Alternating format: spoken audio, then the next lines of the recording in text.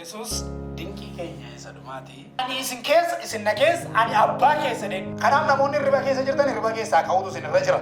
Cubbuu namni hojjetuu fi seerri wal madaalanii kennaman jechuudha. Fayyina jechuun maal jechuudha?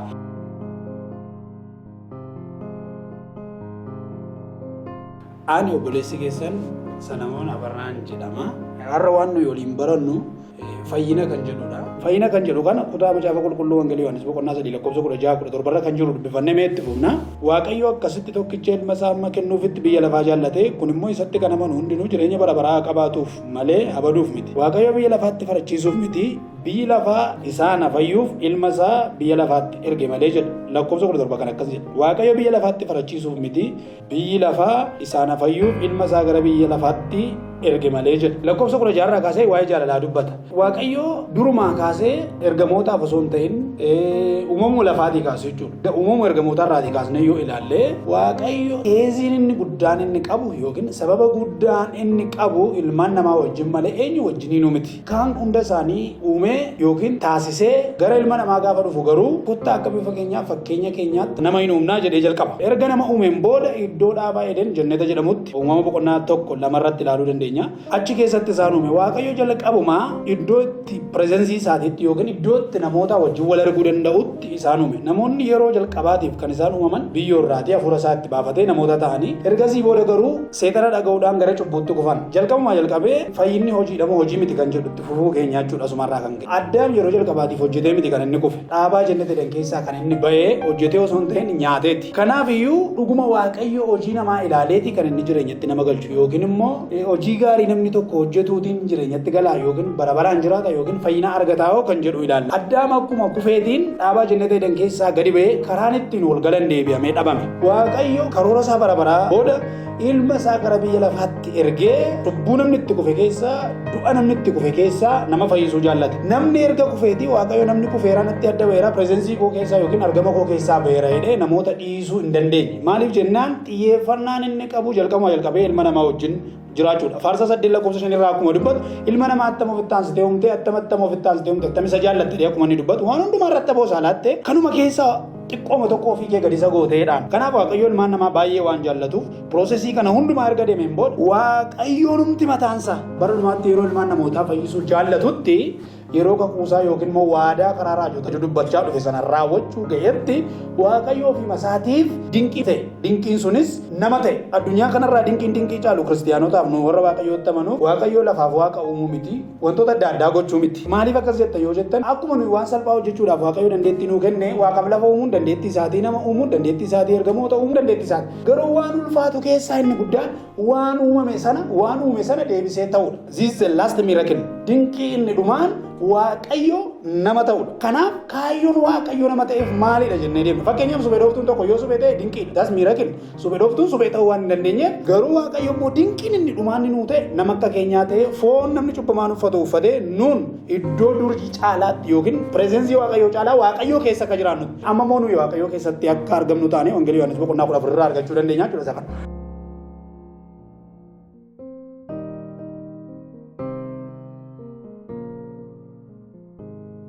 Fayyina jechuun maal jechuudha?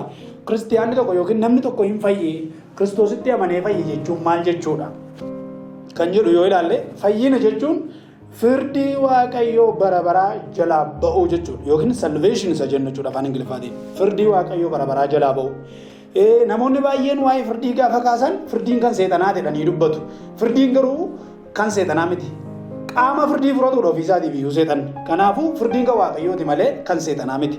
Kanaaf gaafa tokkicha ilma Waaqayyootti amanu yookiin Waaqayyoo isa foon uffatetti gaafa amannu firdii Waaqayyoo bara baraa jalaa baanaa jechuudha. Kana jechuun wanta hojii keenyaatiin wal qabatu miti. Ayyaanni isiniif baay'atu. Waanuma hojii keenyaatiin wal qabatu miti. Sababni isaa nuyi firdii jalaa ba'uudhaaf wantoonni firdii jalaa nu baasan yookiin firdii jala nu galchan ofii keenyaan hojjennee waan itti galle tokko iyyuu hin qabu. Nyaatameeti namni kan firdii bara baraa jalatti kufe. Ija mukaa beekumsa namaa kennuu sana nyaateeti. Amma immoo muka nyaatanii jireenyatti galan tokkotu argame innis Yesuus Kiristoosidha. Kanaaf nyaatanii ba'uu fi nyaatanii galuu irraa kan hafe hojjetanii ba'uu fi hojjetanii galuu keessan jiru jechuudha. Kiristiyaanni tokko Yesuus Kiristoositti erga amaneetiin booda yoo cubbuu hojjete akkam ta'a? Yoo cubbuutti qabame akkam ta'a kan jedhu macaafni qulqulluun ergaa Yohaannis isa duraa boqonnaa 2 isa duraa boqonnaa 3 irratti dubbataa jiru. Waa'ee cubbuutiif yeroo taanutti itti fufna. Ammaaf garuu fayyinni kana jechuun firdii Waaqayyoo bara baraa jalaa ba'u jechuudha. Kiristaanni tokko Yesuus Kiristoositti amanee firdii Waaqayyoo bara baraa jalaa ba'e eeyyee firdii Waaqayyoo bara baraa jalaa ba'e. Roomaa boqonnaa 8 lakkoofsa 1 waliin dubbisname waanuma inni jedhu. Egaa amma firdiin warra Kiristoos Yesuusitti qabamanii jiraatanitti faradamu tokkollee hin jiru jedha. Macaafni qulqulluun gosoota firdii hin kaa isa yeroo firdii waa'ee firdii baranitti fuunu. Kanuma keessaa tokkoyyuu kan itti faradamu hin jiru. Kan kamitti Yesuus Kiristoositti qabamanii kan jiraatanitti jedhaan. Kanaafuu fayyina gaafa jennu wanta tola kenname wayii wanta gatii guddaa wayiitti yaaduutu nurra jira. 2 fayyina gaafa jennu hojiin namaa kan ittiin dabalamne. Hojiin namaa kan ittiin dabalamne. 3 amantiif amantii qofa irratti isa hundaa. Yesuus Kiristoositti amanuu irratti isa hundaa jechuudha. Namni tokko amanee deebi'ee yoo galagalee akkam ta'a gaaffiin jedhu ni baay'ata yeroo baay'ee. Isa kanas itti fufnee ilaalla. Ammaaf hiika fayyinaarra jirra waan ta'eef fayyina akka namni akka gaariitti hubatutti jirra waan ta'eef. Wantoota isinii kaase kana hunda kutaa taanutti waan itti fufnuuf otuu hin dagatin yuutuubii keenyaan nu hordofaa akka isin deemtan isinirraa barbaanna. Firdiin tokkoyyuu kan isaanitti faradamu hin jiru erga jedheeti. Isa duraa Qorontos boqonnaa 1 lakkoofsa 30 irratti lakkoofsa 29 kaastanii yoo ilaaltan erga inni qulqulloota qajeelota godhee warra xurii hin qabne mudaa hin qabne godhee fuuldura isaan dhaabee eenyutu isaan dhiyeessuu danda'a. Roomaa 8:34 irratti illee akkasuma dubbata. Erga Kiristoos immoo mirga abbaatti nuuf argame eenyutu nutti faraduu danda'a jedha. Kanaaf eenyuyyuu wanta kana goone hunda qajeelummaa ta'u qulqullummaa ta'u du'a bara baraa jalaa ta'u hojii keenyaan waan goone tokko hin jiru. Akkamitti baanere Yesuus Kiristoos isa waan hojii keenya ta'e yookiin immoo isa nuuf malu hunda du'a bara baraa cubbuu abaarsa eekkamsa isa nuuf malu hundumaa ofirratti fudhatetti amanuudhaan ati isa cubbuu keenya fudhateera ati isa du'a keenya ofitti fudhateera jennee amanuurraa kan hafe hojiin nama tokkoyyuutti dabalamuu hin danda'u. Efesoon boqonnaa 2 irra jiru ilaalame. Dhuguma macaafni qulqulluun hojiin keessan jiru jedhaa jedhee lakkoofsa tokko kaafnee amma 8tti dubbisna. Akkas jedha. Isin kanaa dura daddarbaa keessaniin fi cubbuu keessaniin karaa hafuuraa duutanii turtan. Yeroo sanatti isin toora biyya lafaa kana duukaa buutanii deddeebi'aa aboo qilleensa keessa jiru irratti isa gooftummaa qabuuf abboomamaa turtan. Hafuurichi hamaan amma namoota Waaqayyoof hin abboomamne gidduutti hojjechaa jira. Nus hundumti keenya hawwa foon keenyaa duukaa buune akka fedhaa namummaa keenyaa fi yaada keenyaatti warra akkasii gidduu jiraanneera. Kanarraa kan ka'es akkuma warra kaanii dhalootaan dheekkamsa Waaqayyoo jala gallee turre. Araarri Waaqayyoo garuu hojii keenya moo araara Waaqayyoo? Araarri Waaqayyoo garuu baay'ee waan ta'eef jaalala isaa isa guddaa sanaan nu jaallate. Akkas jedha lakkoofsa irraa kaase. Nuyi irra daddarbaa keenyaan karaa hafuuraa du'oo taanee utuma jirru. Inni warra Kiristoosii wajjin jiraatan nu godhate. Nutu jiraatoo ta'uu danda'e jedhametu. Warra Kiristoosii wajjin jiraatan nu godhate. Isin ayyaana Waaqayyootiin fayyifamtan. Karaa Kiristoos Yesuus isuma wajjin du'aa nu kaase. Isuma wajjin bantii Waaqaa keessa iddoo nuuf kennee nu teessisees. Inni arjummaa karaa Kiristoos nuuf godhe sanaan bara dhufu hundumaattuu baay'ina ayyaana isaatii sammas hin jedhamne argisiisuudhaaf kana godhe. Isin ayyaana Waaqayyootiin karaa amantii fayyifamtanii inni immoo kennaa Waaqayyooti malee gocha ofii keessanii miti. Maal malee kennaa Waaqayyoo ayyaana Waaqayyoo sanni tola kenneedha malee isan ittiin fayyaa hidhee kenneedha malee gocha ofii keessanii miti. Hojiidhaanis miti. Namni tokkollee akka ittiin of hin jajnetti jedhe. Namoonni baay'een yeroo waa'ee ayyaanaan kaafamu yookiin waa'een fayyinaa kaafamu amma ta'e seera Waaqayyoo raawwadheen amma ta'e immoo ani Waaqayyoo na gargaareen ittiin guutuu ta'ee jireenya bara baraatti galadanii raawwatu. Namni seericha cabse jedha seera Musee irratti akka hunda isaa cabse tokko cabsinaan hunda isaatu cabee namni seera kana raawwachuu danda'u tokkoyyuu hin jiru. Roomaa boqonnaa 8 lakkoofsa 1 kaafnee mayoo ilaallee lakkoofsa 2 irratti seera hafuuraatu nuu kenname ilmi Waaqayyoo inni foon uffate sun garuu seera isaa ilma namaa irratti farachiisu yookiin du'a fidu yookiin cubbuutti humna godhu. Roomaa boqonnaa 3 irra jiru san cubbuutti humna godhu san ofii isaa irratti fudhateetu isa kan saatii ayyaana ittiin jireenya keessa jiraannu yookiin bara baraan Yesuus keessa Waaqayyo abbaa keessa jiraannu nuu kenna jechuudha. Kanaaf fayyinni hojii namaa hojii wal qabate miti. Waa'een seera moo hojii seeraatti dabalan namoo hojii keenya seeraan ayyaana Waaqayyootti dabalan namoo ayyaana qofa kan jedhu yookiin immoo Kiristoos qofa kan jedhu wangeela qofa kan jedhu kun baay'ee namootatti gaaffii ta'uu danda'a. Namni tokkoyyuu hundinuu yakkaniiru jedhu ayyaanni Waaqayyoo isaanitti irrateera jedhu. Namni yakka hin qabne tokkoyyuu hin jiru. Amma karaan ittiin fayyan maal ilaale amanuu qofan. Sababni isaa hojjechuudhaan waan hin danda'amneef Waaqayyo hojii nurraa barbaada yoo ta'e Yesuus Kiristoos maal godhee biyya lafaatti erga. waan Yesuus Kiristoosiin ilaalan waan kan keenya ta'e hundumaa maaliif Yesuus Kiristoos irra ga'a? Cubbuu keenya maaliif Kiristoos irra ga'a? Hojiin keenya erga jiraate akkas gaafa jedhu cubbuutti qabamnee jiraanna jechuu miti. Namni cubbuutti qabamee jiraatu mucaa Waaqayyoo miti jedha ergaa Yohaannis boqonnaa 3 lakkoofsa 9 irraa. Isa duraa Yohaannis boqonnaa 1 lakkoofsa 2 irraa immoo boqonnaa 2 lakkoofsa 2 irraa immoo boqonnaa lakkoofsa 1 kaasee akkas jedha. Isin ergaa kana isinii barreessuuf cubbuutti akkasiin hin qabamneef yookiin akkasiin cubbuun hojjenne jedha. Yoo cubbuu hojjettan garuu mirga abbaa dhaabatee kan isinii dubbatu jira. Kanaaf nuyi isa mirga abbaa dhaabatee nu dubbatu waan qabnuuf cubbuu hojjechuudhaa fi ija jabina hin qabnu. Kiristaanni tokko itti yaadee kan cubbuu waan hin hojjenneef garuu yoo dogoggoree cubbuu hojjete kan isa dhaabatee dubbatu jira. Dhiiga kootiin nan bite gatiidhaan isa hatticha jalaa isa bite waan ta'eef ittiin faradin jedha. Waaqayyo qajeelaa waan ta'eef cubbuutti faraduu dhiisuu waan hin dandeenyeef sababa cubbuu keenya hundumaa Kiristoos irra kaa'ee dhiphiseera waan ta'eef Kiristoos irra kaa'ee isa gadarseera Kiristoositti garaa jabaateera waan ta'eef yeroo hundumaa Kiristoosiin ilaala malee Waaqayyo abbaan dhagna Kiristoositti nu arga malee wanta kamiiniyyuu wanta nuyi hojjennu kamiiniyyuu dhiiga isaatiin waan miicee qulleessuuf arguu hin danda'u jechuudha. Fakkeenyaaf Waaqayyo addunyaa kanarraa nama lama qofa beeka. Innis Addaamii fi Kiristoosidha. Warra Kiristoositti amanan dhagna Kiristoositti beeka. Warra Addaamiin kan Addaam ta'an Kiristoositti kan amanne immoo Addaam duukaa isaan ilaala. Addaamitti faraduu dhiisuu hin danda'u Waaqayyo. Waaqayyo abbaan qajeelaa waan ta'eef Kiristoositti immoo faraduu hin danda'u. Kiristoos qajeelaaf qulqulluu waan ta'e fuula abbaa duratti fudhatame. Kanaaf nuyi bu'aa dhagna Kiristoos waan taaneef Efesoon boqonnaa 5 lakkoofsa 20 jiru jechuudha. Bu'aa dhagna Kiristoos waan taaneef warra bu'aa dhagna Kiristoos ta'an kana Kiristoos ofii isaatti guddisa malee firdii jalatti isaan gatuu hin danda'u. Namni tokko yoo amanee deebi'ee gana waan jedhu tokkotu jira. Afuurri amantii jedha Phaawulos Kiristoosuma Waaqayyo abbaa biraa isinii kenname. Afuurri amantii kun Waaqayyo abbaa biraa waan nuu kenname yookiin afuuraan nuyi Waaqayyootti waan dhalanneef afuurri nuyi ittiin dhalanne Waaqayyoon deebi'ee ganuu hin danda'u. Yoos namichi takka lallabaa ture, raajaa ture, faarfachaa ture akkamitti ganera yoo jettan inni takkaamayyuu hin amanne afuurri amantii isatti hin galle jechuudha. Yookiin Waaqayyootti lama dhalatee mucaa Waaqayyoo hin taane. Namni mucaa Waaqayyoo ta'e kamiyyuu booda deebi'uu hin danda'u, galagaluus hin danda'u. Sababni isaa nuyi irra darbaa keenyaaf karaa afuuraa du'aa akkuma turre amma Kiristoositti amanuudhaan afuurri keenya deebi'ee waan jiraateef afuurri keenya inni jiraate sun afuura Waaqayyootiin waan jiraachifameef afuurri Waaqayyoon nu keessaa deebi'ee Waaqayyoon ganuu hin danda'u. Maal jennaan Waaqayyoo biraa dhufe waan ta'eef. Kanaafuu afuurri nuyi Waaqayyoo irraa fudhannee afuura deebisee Waaqayyoon ganuu danda'u miti. Silumayyuu namichi wantoota adda addaa irratti faayidoota argaman irratti ilaalee Waaqayyoon duukaa bu'eera ta'uu danda'a. Wangeela Maatiyoos boqonnaa 25 irratti gooftaan keenya Yesuus Kiristoos fakkeenya tokko dubbate ture. Innis maalidha?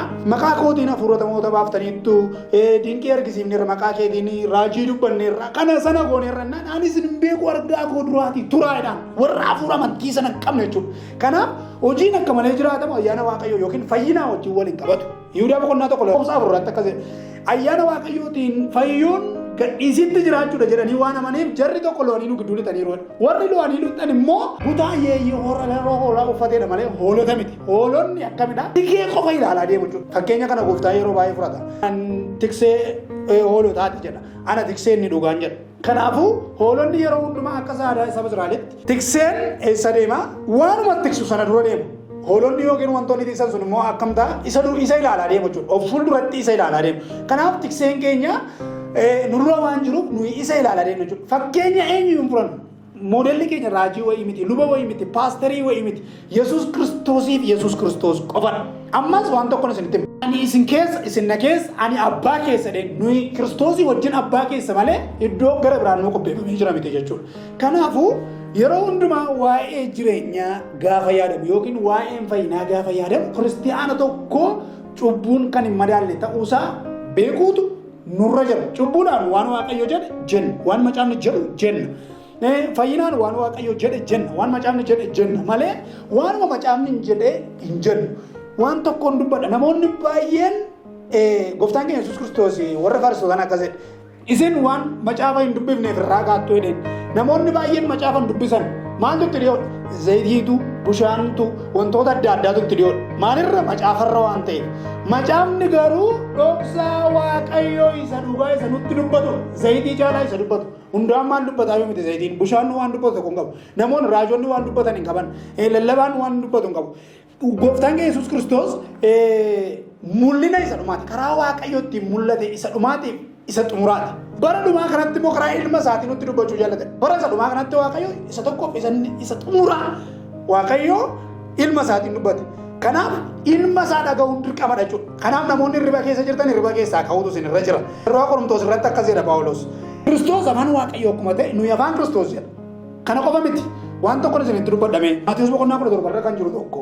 Yaaqoobii fi Yohaannis Phexroosii gaararratti gooftaa wajjin kadhachuudhaaf ol ba'an. Gaafa gooftaan kadhatu irra futuran rafaa waan jiraniif waan abjuu wayii itti fakkaatu wayii argan.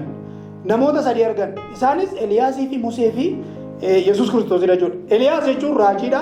Musee jechuun seeradha. Yesuus Kiristoos immoo ayyaana keenya yookiin fayyina keenya isa nuu ta'e isa cubbuu keenya ofirra kaa'e jechuudha. Isaan kana sadii arginaan Phexros irriba kee dammaqeetu akka dukaakii wayii waan irra jiruuf gaafa irribaa dammoo akkas jedhee dubbata. Yaa barsiisadeen addunyaatti argamuun keenya attam gaariidha. Innaan godoo sadii addanatti ijaarra. Sii fedhe, Museedhaa fedhe, Eliyaasii fedheen. Otuu lafaanni baafatee raatiin garuu Waaqayyo sagaleedhaan waaqarraa dubbatee ilma koo isa jaallatamaa isa gammachuun kootti raawwatu isa dhagaa jedhe. Jarri rafaa waan jiraniif malee Eliyaasiif Musee fi Kiristoos wal qixa miti. Raajii fi seerriif Kiristoos wal qixa miti. Kanaaf Kiristoos fayyina keenya isa barabaraa, rivileeshinii keenya isa barabaraa waan ta'eef, haara'umsa keenya isa barabaraa waan ta'eef isa qofa dhaga'uurraa kan hafe wanti gara biraan fayyina ta'uu hin danda'u yookiin isatti amanuurraa kan hafe fayyina tokko iyyuu ta'uu hin danda'u. Namoonni baay'een irriba keessa waan jiraniif Yesuusiinis seeras raajiis wal caalchisanii wal qixxeessanii argu. Wal qixxeessanii arguun kun immoo rakkoo irriba kee jiraachuuf iddoo goggooroo hubannaa namoonni burjaaja'ummaa keessa jiraataniiti. Mee waan tokko nu badhee darba asumaan gara xumuruutti deemaan jira. Waan tokko ni isinitti hima. Kiristoosiif seerri wal qixa miti. Kiristoosiif raajonni wal qixa miti. Karaa ittiin Yesuus Kiristoos dhufu raajonni raajaa turan. Yesuus Kiristoos akkasitti dhalata. Akkasitti cubbuu namootaaf irra kaa'a. Isaayyaas 53 irratti nuyi cubbuu keenya ofirratti baate nuyi akka abaaramaatti isa lakkoofne nuyi homaattuu isa lakkoofne ni dubbatu. Raajii dubbachaa dhufan. Museen isa raajii dubbachaa dhufeera. Seerri gita cubbuudhaaf isa kenname. Gita cubbuudhaaf. Maaliif akkasii tattanii nagaa bajuu dandeessu? Namichi tokko fakkeenyaan isinii dubbata. Namichi tokko yoo ejje yookiin intalli tokko yoo ejjite safartuun ejja isheetii dhagaadhaan rukutamanii duudha. Kiiloosa tokkorra ejja yookiin kiiloosa tokkorra dhagaadhaan rukutamanii kaa'uu keenya. Wangeela Yohaannis irratti dubbateera gooftaan keenya Yesuus Kiristoos dubartii ejjite tokko isa ammeessuudhaaf itti finnaan akka seera Museetti dhagaadhaan rukutamee aduu jennaan inni immoo akkasii deebisee namni cubbuu hin qabne isin keessaa dhagaadhaan rukutee aduunnaan gaafa ofirra lakkaa'an cubbuun isaanii baay'eedha waan isaan hojjetan dhossanii hojjetu malee. Kanaaf cubbuu hojjetan sana hundumaa gaafa lakkaatan isaanuu dhagaadhaan rukutamanii kan du'an waan turaniif hundi isaanii yaa'anii sokkan. Waan isin dhibu kanaafuu Yesuus Kiristoos cubbuu gararraa ta'e cubbuu gararraa isa nu godheedha malee isa cubbuu wajjin wal qixa kenname miti. Kiristoos cubbuu wajjin wal qixa hin kennamne cubbuu gararraatti kenname. Seerri immoo cubbuu wajjin wal madaalee kenname waan namni hojjetuu fi cubbuu namni hojjetuu fi seerri wal madaalanii kennaman jechuudha. Kanaaf seerri madaala cubbuutiif kenname. Qajeelaadha qulqulluudha. Kun dhugaa jiruudha. Mudaa kan hin qabne gita waaqayyootti isa kenname. Garuu immoo cubbuu wajjin wal safaramee kenname. Ayyaanni waaqayyoo yookiin Kiristoos immoo isa maal ta'eedha? Isa cubbuu gararraatti nuu kenname cubbuu gararraa nu godheedha. Kanaaf Kiristoosiin qabaachuun cubbuu gararraa nu jiraachisuudha malee cubbuu jala nu jiraachisu yookiin garba cubbuu nu gochuu miti. Ayyaanni hin barbaachisu yookiin fayyinni hin barbaachisu cubbuu hojjechuudhaaf nuyi jalqabuma yoo turre garba cubbuu turre waan ta'eef ayyaanni hin barbaachisu jechuudha cubbuu hojjechuuf. Akkasumatti maqaa Kiristoosiin nuun hin barbaachisu. Maaliif jennaan cubbuun heeyyama gara biraan barbaadu jechuudha. Sababa addaamitti dhalneef nuyi cubbamoota waan taaneef. Kanaaf ayyaanni gooftaa isiniif abaayatu wantoota dudubbanne hundumaa yeroo itti aanu kutawwan itti aananiin nu hordofaa akkas hin deemtan ni barbaanna. Gaaffii qabdan karaa keessaa koomentiidhaan wantoota adda addaatiin dhiyeessuu dandeessu. Ayyaanni gooftaa isiniif abaayatu.